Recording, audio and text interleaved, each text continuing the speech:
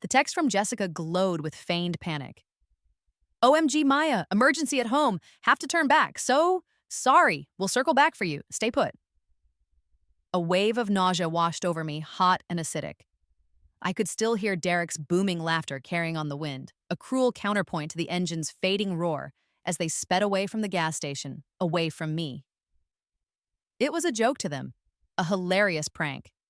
But the punchline was the interview I had in 18 hours, the one that stood between my family and utter financial collapse.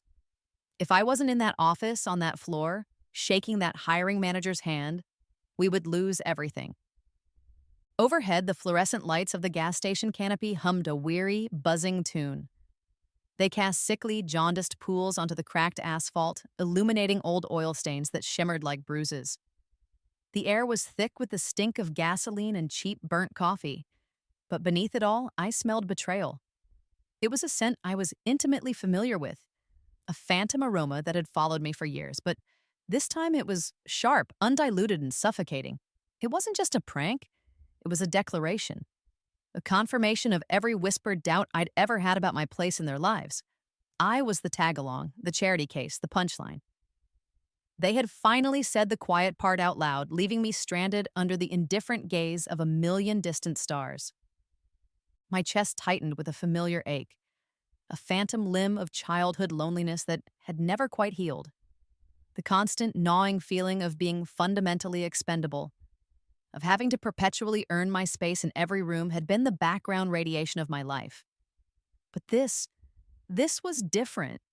The dull ache wasn't just pain anymore. It was sharpening, cooling, crystallizing into something new. It was the icy, clarifying calm of pure rage. The hurt was still there, a hot core deep inside me, but it was now encased in a glacier of fury. They hadn't just left me. They had tried to break me. They had looked at my one shot to pull my family back from the brink and decided it would be funnier to watch me fail. The interview was at 9 a.m. sharp, no exceptions, no second chances. It wasn't just a job, it was a lifeline. It was the difference between Mom keeping the house she'd poured her entire life into and a foreclosure notice being hammered onto our front door. It was the key to my little sister staying in college, to her not having to sacrifice her future because I couldn't secure mine. The weight of it all pressed down, heavy enough to crack my ribs. But instead of crumbling, I felt something else settle in its place. Something cold and calculating took root in my bones, a chilling sense of purpose that pushed the panic away. I looked down at my phone, at Jessica's name glowing on the screen. My thumb hovered over the call button for a split second before moving with cold precision to her contact details. I stared at the name, then at the grinning profile picture of her and Derek. With a steady hand, I pressed delete contact. Then I found Derek's number and did the same. One by one, their digital ghosts vanished, and in the silence that followed, I felt the first tremor of a coming earthquake.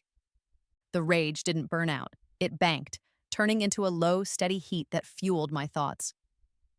There was only one person I could call. My fingers, steady now, scrolled to the one name that wasn't a lie, Sam. My one real friend, the one who'd known me since before Jessica and Derek had sunk their claws in, lived 3 states and a 14-hour drive away. It was an impossible ask. I pressed the call button anyway. He answered on the second ring, his voice thick with sleep. Maya, what's wrong? It's like 2 a.m. My own voice came out as a ragged whisper, the words tumbling over each other as I explained the taillights, the text, the laughter, the vast, empty desert. There was a pause on the line, followed by the distinct sound of rustling sheets and car keys jingling. Where are you? Text me the exact address. I'm leaving now. Just like that. No hesitation. Hope, fierce and bright, flared in my chest, but I held up a hand as if he could see me. Wait, Sam, before you get on the road, I need an hour. An hour he didn't have, an hour I couldn't spare, but an hour I was going to take. While the sound of him starting his car echoed faintly through the phone, I began to work. My fingers flew across the screen, my gallery quickly filling with screenshots. Every cruel text, every backhanded social media comment, every photo I was deliberately cut out of from the past year, I was building an arsenal. You actually left her? Sam's voice eventually cut through my focused trance, now tinny and distant on the speakerphone I'd propped against a gas pump. He'd clearly been thinking, processing the sheer malice of it as the miles began to pass under his tires. In the middle of nowhere? On purpose? Maya, they're not your friends. His words were a hammer striking a nail that had been sticking out for years, driving it home with painful, final clarity. I know. I think I've always known, but I didn't want to see it. It was shameful to admit, but the truth of it hung in the air between us, heavy and unavoidable. It's not just this, Sam. It's everything. I know that now, I whispered, my voice gaining strength with each word. My thumbs were a blur, scrolling back months, finding the hidden group chat I wasn't supposed to have seen. The one where Jessica planned her real girls trip to Cabo. The one I wasn't invited to. My blood went cold all over again as I read the messages. God, can you imagine Maya trying to fit in at the beach club? So awkward. Derek had replied with a string of laughing emojis. This road trip, the one they'd so magnanimously invited me on, was the bone they'd thrown me to shut me up. My consolation prize. I screenshotted every message, every snide comment, every picture they'd posted from that trip while pretending to be busy with family. I opened a cloud drive and started uploading. Each image, each time-stamped betrayal, was another brick in the wall I was building around myself. The digital evidence felt like armor, each megabyte a steel plate clicking into place. This wasn't just about getting to my interview anymore, that was still the ticking clock, the immediate goal. But a new objective was forming in the wreckage of my old life. I wasn't just going to survive this. I was going to burn every bridge they thought they controlled, and I was going to use the materials they gave me to light the match. "What are you doing, Maya?" Sam asked, his voice laced with a concern that felt like a warm blanket. "You've gone quiet." I took a deep breath, the reek of gasoline now smelling like fuel. "I'm preparing," I said, my voice devoid of its earlier tremble. They thought this was a joke. They thought they could erase me for a weekend. I'm just making sure that when I walk away, I'm the one holding the eraser. I hit upload on the last screenshot as the first hint of dawn threatened the horizon. Sam was on his way, a true friend racing against the sun. But I was no longer just a girl waiting to be rescued. I was a woman sharpening her weapons. Sam arrived like a cavalry of one, his beat-up sedan appearing on the horizon just as the sun's first rays painted the sky in shades of bruised purple and orange. He'd brought coffee, a worn college sweatshirt for me to change into, and a look of grim determination that mirrored my own. The 14-hour drive was a blur of caffeine, strategic planning, and the quiet hum of the road. I arrived at the gleaming high-rise in the city's financial district with 10 minutes to spare, feeling strangely calm. The exhaustion was a physical weight on my shoulders, but the cold fury from the gas station had morphed into a diamond-hard point of focus. I walked through the automatic glass doors of Chen Global Imports, my heart a steady, rhythmic drum. The office was a world of sleek lines, muted grays, and the scent of money. I smoothed down the lapels of the blazer I'd painstakingly kept from wrinkling in the back seat, took a deep breath, and prepared for battle. The interview itself was a whirlwind. I was sharp, confident, and articulate, drawing on years of preparation for this exact moment. My answers were crisp, my portfolio examples were polished, and I felt a genuine connection with the woman across the desk. A sharp, impeccably dressed executive named Mrs. Chen. We talked about market expansion, supply chain logistics, and ethical sourcing. The rapport was instant and electric. She was impressed. I could see it in the way her professional poise softened into genuine interest. By the end of our hour-long meeting, I knew I had nailed it. The job was mine. And that's when I realized who she was. The nameplate on her desk, which had been partially obscured by a stack of files, read Eleanor Chen. And on the credenza behind her, a silver-framed photo showed her standing with a beaming, familiar face. It was Jessica. My new boss, the woman who held my future in her hands, was Jessica's mom. Just as Mrs. Chen was extending her hand to me, a warm smile on her face, as she told me I was the most promising candidate she'd met all year. My phone buzzed on the polished mahogany table between us. I glanced down, my own smile faltering for only a second. It was a text from Jessica. Maya, where are you? We came back for you, and the gas station guy said you left hours ago. We're so worried. Call me. Her desperation was a tangible thing, a pathetic, cloying scent that I could almost taste. It tasted like victory. I looked up from the screen and met Mrs. Chen's gaze, my expression carefully calibrated to convey weary concern. The opportunity was too perfect, a gift from the very universe Jessica thought she controlled. I had to take it. I'm so sorry, I said, tucking the phone away. Just some friends, checking in. Is everything all right, Maya? Mrs. Chen asked, her brow furrowed with a hint of motherly concern. You seem troubled. This was it. The door was open. All I had to do was walk through it. I let out a small, tired laugh. To be honest, Mrs. Chen, I'm running on about 2 hours of sleep in the back of a friend's car. I paused, letting the statement hang in the air. Did you know your daughter left me stranded in the desert last night? She's been quite creative with her storytelling lately. I delivered the line with a casual, offhand air, as if discussing a mildly amusing anecdote rather than a calculated act of cruelty. I watched her face, cataloging the subtle shift in her expression. What do you mean? Mrs. Chen's warm smile didn't just fade. It froze, becoming a brittle porcelain mask. Her eyes, which had been so full of professional warmth moments before, turned sharp and analytical. Jessica called me this morning in a panic. She said there was a misunderstanding, that you had a fight and decided to stay behind to make your own way here. The lie was so audacious, so quintessentially Jessica, that I almost laughed out loud. To frame her abandonment of me as my own stubborn choice, it was a masterclass in manipulation. She had already seeded her version of the story, confident that her mother would believe her, that I would be too broken or too intimidated to contradict it. A misunderstanding? I repeated, my voice steady as winter air. I leaned forward slightly, my gaze unwavering. Mrs. Chen, I have my phone right here. I have screenshots of her planning this for weeks with her boyfriend. They thought it would be a funny prank to make me miss this interview. I let the accusation settle, watching as the implications bloomed in her mind. It wasn't just about a fight or a miscommunication anymore. It was about premeditated sabotage. It was about her daughter actively trying to destroy the future of a girl she supposedly considered a family friend, a girl her mother was now preparing to hire. The silence in the office stretched, thick and heavy, like a chasm opening right there in the expensive carpet. It was a canyon carved between a mother's love for her child and the cold, hard evidence of that child's character. In that quiet, I could feel the ground shifting beneath Jessica's entire world.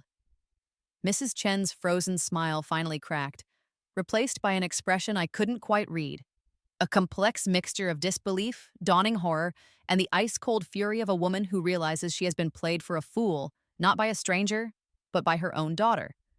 The power dynamic had irrevocably, seismically shifted. Show me, Mrs. Chen said, her voice dropping to a low, dangerous octave. It wasn't a request, it was a command. The air in the room crackled with tension. I slid my phone across the polished table. Her manicured fingers, adorned with a simple but elegant wedding band, picked it up as if it were a venomous snake.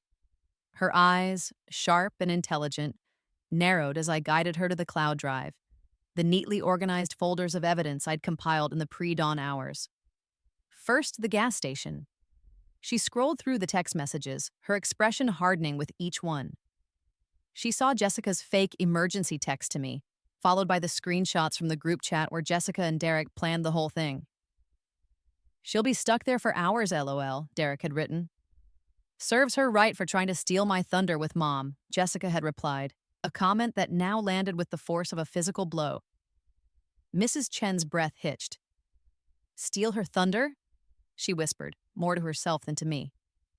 This interview, she knew you were my top candidate before you even walked in here. I mentioned your impressive resume to her last week. The betrayal wasn't just against me, it was against her own mother's professional judgment. But that was only the beginning. There's more, I said quietly. This wasn't a one-time thing, it's a pattern. I directed her to another folder, labeled Internship Project. Last summer, I had interned here at this very company, a low-level assistant position I had been grateful for. Jessica had a similar, higher-ranking role, one her mother had secured for her. Mrs. Chen's face went pale as she read through emails and examined file metadata. She was looking at the comprehensive market analysis I had spent hundreds of hours building, the very project that had won Jessica a prestigious company award and a glowing recommendation from her own mother. My name was nowhere on the final presentation, but the draft versions, the raw data files, the email chains where I sent my completed sections to Jessica for review. They were all there, time-stamped, irrefutable. I praised her for this, Mrs. Chen stammered, looking from the phone to me, her eyes wide with dawning horror. I used this project as an example to the entire board of the kind of initiative our younger employees should be taking. She told me you helped with some of the data entry. The lie was so blatant, so complete, it had formed the foundation of Jessica's professional reputation within her own mother's company. She said I was unstable, I continued, my voice gaining strength as the truth was finally brought into the light. I opened the next folder, this one filled with screenshots of social media posts and messages from mutual acquaintances.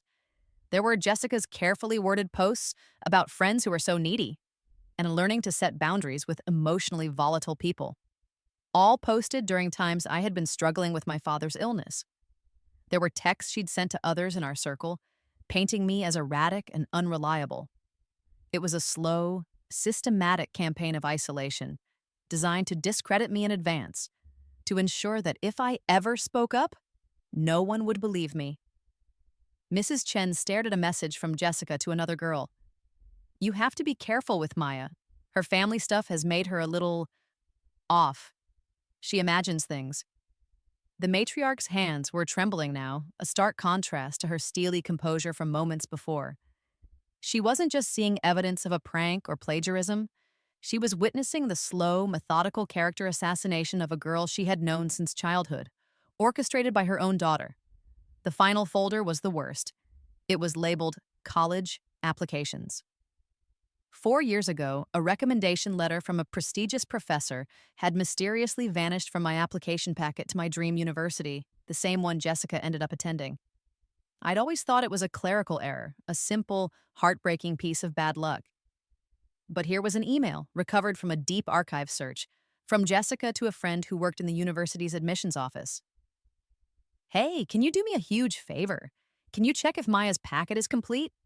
And if that letter from Prof. Albright is in there? Maybe make sure it gets misplaced. I owe you big time. This was the final devastating blow. The sabotage had been going on for years, a silent poison seeping into every corner of my life. The world seemed to warp for a moment, the sleek office fading into a distorted vision of the future. I saw Jessica, not in a cap and gown, but in her immaculate apartment, her face blotchy with tears and disbelief. She's staring at an email on her laptop, a crisp, formally worded letter from her dream graduate program. The acceptance she had bragged about for months had been rescinded. Following an internal administrative review, the email reads, "We have discovered significant inconsistencies in your academic and professional record. Your offer of admission has been revoked pending a full investigation." Her wail is silent in my vision, but I feel the shockwave of it, a satisfying tremor of a world rebalancing itself, of a debt being called in. Her perfect, curated future, the one built on my stolen work and sabotaged dreams, was dissolving into smoke. I blinked, and I was back in the hushed, cold reality of Mrs. Chen's office. She placed the phone down on the table with a quiet, deliberate click. The color had drained from her face, leaving behind a mask of cold, controlled fury. She looked at me, her eyes filled with a terrifying mix of regret and resolve. "The job is yours, Maya," she said, her voice like chips of ice. "Your starting salary will be 20% higher than what we discussed. You will report directly to me. We have a lot of work to do. And there are some things within this company that I need to correct." She stood and walked to the door, holding it open for me. It wasn't a dismissal, but an invitation into a new reality. I walked out of that office with more than a job offer and a lifeline for my family. I had an ally, a powerful, heartbroken, and incandescently furious mentor. And as I stepped into the elevator, I realized I was holding the keys to Jessica's entire future, a future her mother was now poised to personally dismantle, piece by agonizing piece. The university quad was a sea of black robes and triumphant smiles. The air, thick with the scent of freshly cut grass and parental pride, buzzed with the energy of 1,000 futures about to begin. I stood near the reception table, a glass of lukewarm punch in my hand, feeling like an anthropologist observing a foreign tribe. I had declined to walk in the ceremony itself. My victory wasn't a piece of paper or a handshake on a stage. It was the quiet, solid weight of the signed job contract in my purse. I watched as Jessica, draped in the golden stole of the valedictorian, hugged her father, her smile a brittle, perfect mask. I saw Derek a few feet away, looking pale and haunted, constantly checking his phone as if awaiting a verdict. Then, Jessica's eyes found mine across the crowded lawn. Her smile dissolved. She disentangled herself from her father's embrace and began moving toward me, her path a straight, determined line through the milling crowds of families and professors. The hunt was on. She cornered me by a display of alumni memorabilia, her movements sharp and jerky. The perfection she usually projected was gone, replaced by a frighteningly raw desperation. Her carefully applied makeup was streaked with angry, mascara-laced tears, and her eyes were red-rimmed and wild. Her valedictorian stole was askew, a symbol of the unraveling order of her life. She grabbed my arm, her fingers digging into my flesh with surprising strength. "You," she hissed, her voice a venomous whisper that was somehow louder than the celebratory chatter around us. "You destroyed my life. My scholarship is gone. My grad school offer is gone. My own mother looks at me like I'm a stranger. You did this to me." Her whole body trembled with a rage that felt both pathetic and terrifying. She truly believed it. In her mind, she was the victim, the wronged party. My survival was her destruction. "You destroyed my life over one stupid prank," she hissed again, her grip tightening. Her accusation was so ludicrous, so utterly devoid of self-awareness that a genuine laugh escaped my lips. It wasn't a small chuckle. It was loud and clear and utterly mirthful, cutting through the ambient noise. Heads turned. A nearby professor paused his conversation. A cluster of parents glanced over, their polite smiles faltering with curiosity. I had their attention. Good. "One prank?" I asked, my voice ringing with incredulous amusement. I gently but firmly pried her fingers from my arm. "Jessica, you call that a prank? Leaving me in the middle of the desert to miss the single most important interview of my life?" I took a step back, creating a small stage for us. "Was it also one stupid prank when you systematically bullied me for years, telling everyone I was unstable so no one would listen to me?" The color drained from her face as my voice grew stronger, more confident. The small circle of onlookers widened. "What about the plagiarism, Jessica?" I continued, my words sharp and precise. "Was it a prank when you stole my entire market analysis and passed it off as your own to your mother? Or how about the fake recommendation letters you and Derek forged? Was that just a hilarious joke, too?" Her mouth opened and closed, but no sound came out. She was a fish on a hook, gasping for air in front of a growing audience. She shot a desperate look at Derek, who was frozen in place about 20 feet away, looking like he wanted the earth to swallow him whole. There would be no rescue from him. "That's not... You can't prove..." she finally stammered, her eyes darting around the curious faces, the whispers starting to ripple through the crowd. She caught herself, and in a fatal, arrogant miscalculation, her panic swiveled back to rage. She lifted her chin, a sneer twisting her tear-stained face. "Fine," she spat, her voice rising to a shrill cry. "So what if I took credit for your work? You were never going anywhere anyway. You were nothing before me, and you're nothing now. You needed me." It was a confession, wrung from the depths of her entitled soul, the raw, undiluted truth of how she saw me, as a stepping stone, a resource to be exploited, a lesser being whose only purpose was to elevate her. The crowd murmured, the shock on their faces validating everything. I just smiled. It was a calm, placid expression, the kind of smile you give someone when you know you've already won. Going nowhere? I asked softly, tilting my head. You mean like your mom's company? I let the question hang in the air for a beat, enjoying the flicker of confusion in her eyes before I delivered the final, fatal blow. I subtly touched the collar of my blouse, where a tiny, almost invisible lapel microphone was clipped. She's been a bit concerned about your version of events lately, so she asked me to wear this. She's been recording this whole conversation through my wireless mic. As if summoned by my words, a figure detached itself from the edge of the crowd. Mrs. Chen moved with a chilling, regal calm, her face carved from stone, her eyes holding none of the warmth from the interview. They were filled with a profound glacial disappointment that was far more terrifying than any anger. She came to a stop directly behind her daughter, and the crowd instinctively parted for her, recognizing the arrival of the true authority in this drama. Jessica's body went rigid. She slowly turned, her face crumpling as she looked up at her mother. The finality of her ruin was reflected in Mrs. Chen's cold, unyielding gaze. "We need to talk, Jessica," Mrs. Chen said, her voice quiet but carrying the unmistakable weight of a final judgment. "Now." She took Jessica by the elbow, her grip firm and inescapable, and began to lead her away from the reception, away from her aborted triumph, and toward the wreckage of her future. As they walked away, a tableau of public disgrace, I slipped my hand into my purse. My fingers found the crisp, folded edges of my employment contract. The paper felt warm against my skin, a solid, tangible proof of my new life, a life I had earned not once, but twice. I had faced the desert and survived. I had faced my tormentors and won. Jessica's world was crumbling in real time, the sound of its collapse lost in the cheerful music and laughter of the party, a party that was, for her, officially over. 6 months later, I stood at the front of a polished conference room, the same one where my life had pivoted on a single conversation.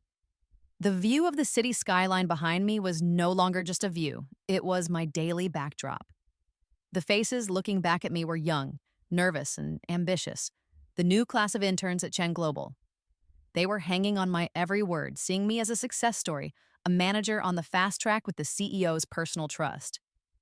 They weren't wrong, but they had no idea what that success had cost, or what it had truly meant.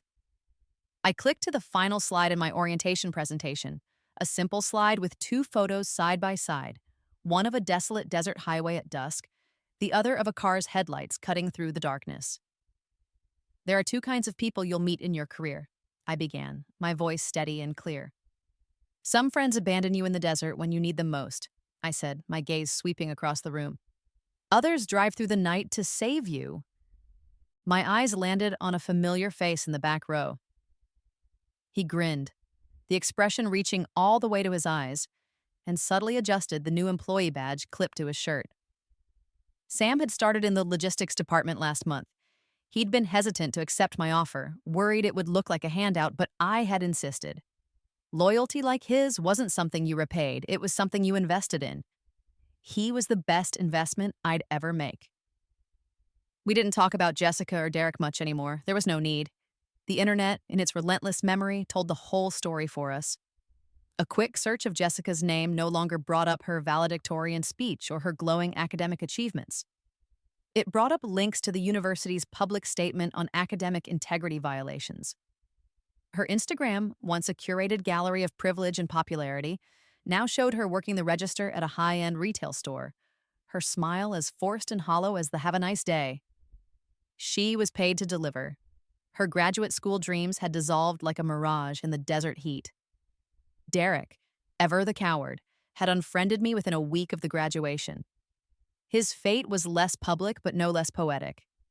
His father's primary business partner, a man with a zero-tolerance policy for fraud, had read about the university scandal and quietly decided not to invest in their promising new tech startup.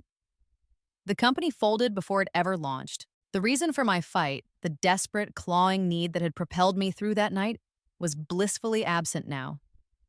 My biweekly paycheck went directly to an account that had already auto-paid my mother's mortgage for the next year. The house was safe. The foreclosure notices were a ghost of a memory. My little sister was thriving in her sophomore year, her tuition paid in full, her future unburdened by my past. I slept through the night now, a deep, dreamless sleep that had been a stranger to me for years. The familiar ache in my chest, the feeling of being expendable was gone. In its place was a quiet, unshakable strength.